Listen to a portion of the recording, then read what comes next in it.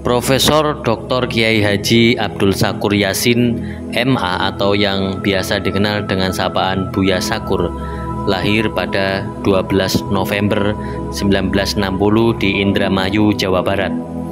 Buya Sakur merupakan sosok ulama yang sangat rendah hati, sederhana dan selalu menghormati kepada siapapun dan dari latar belakang apapun.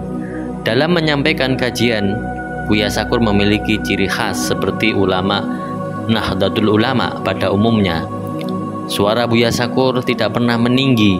Beliau menjelaskan aneka persoalan yang sebenarnya cukup rumit, namun beliau jelaskan dengan perlahan, jelas, dan fokus.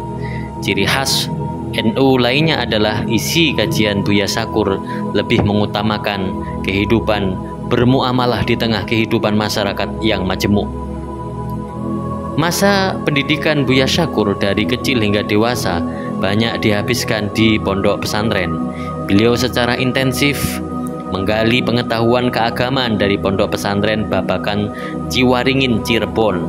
Lamanya belajar di pondok pesantren membuat Buya Sakur menjadi mahir dalam berbahasa Arab. Hal ini kemudian yang membuat Buya Sakur menerjemahkan karya-karya berbahasa Arab ke dalam bahasa Indonesia.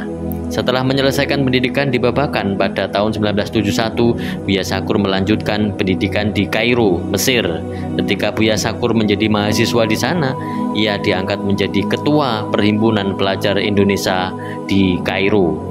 Buya Sakur selesai dengan skripsi sarjananya yang berjudul Kritik Sastra Objektif terhadap karya novel-novel Yusuf As-Sibai, seorang novelis Mesir. Kemudian pada tahun 1977, Buya Sakur Yasin menyelesaikan ilmu Al-Quran di Libya. Pada tahun 1979, Buya Sakur menyelesaikan sastra Arab. Tepatnya pada tahun 1981, beliau telah menyelesaikan S2-nya dalam bidang sastra linguistik di Tunisia. Setelah itu kemudian beliau diangkat menjadi staf ahli di Kedutaan Besar Tunisia.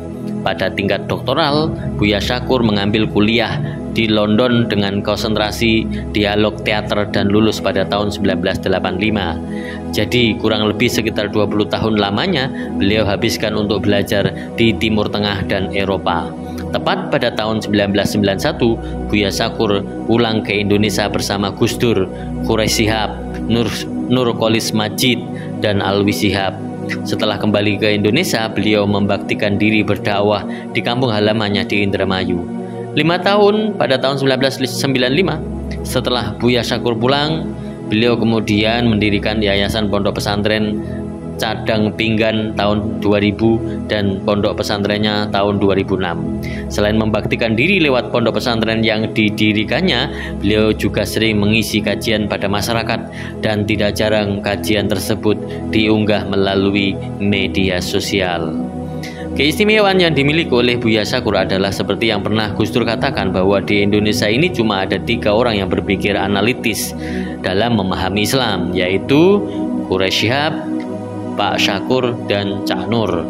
Hal ini terbukti dari tema-tema yang diunggah lewat akun YouTube beliau yang bertema cukup berat dan banyak yang berbasis kitab kontemporer atau tasawuf.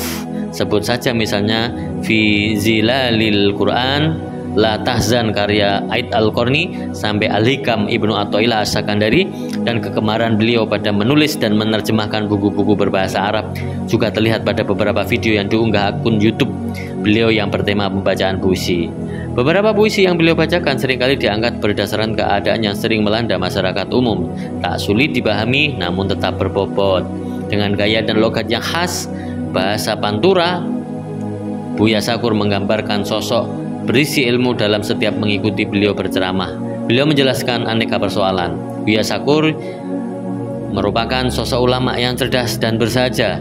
Kecerdasannya tak hanya diakui oleh kalangan awam, namun juga oleh insan akademis. Diberitakan sebelumnya, Buya Sakur dikabarkan wafat pada hari Rabu 17 Januari 2024 pukul 1:30 di Rumah Sakit Mitra Plumbon. Kabar wafatnya disampaikan pihak Ponpes melalui media sosial. Kabarnya jenazah akan dimakamkan di kompleks pondok pesantren. dari berbagai kalangan masyarakat mulai berdatangan untuk bertaziah di Ponpes Cadang Pinggan, Kecamatan Kertasmaya, Kabupaten Indramayu, Jawa Barat.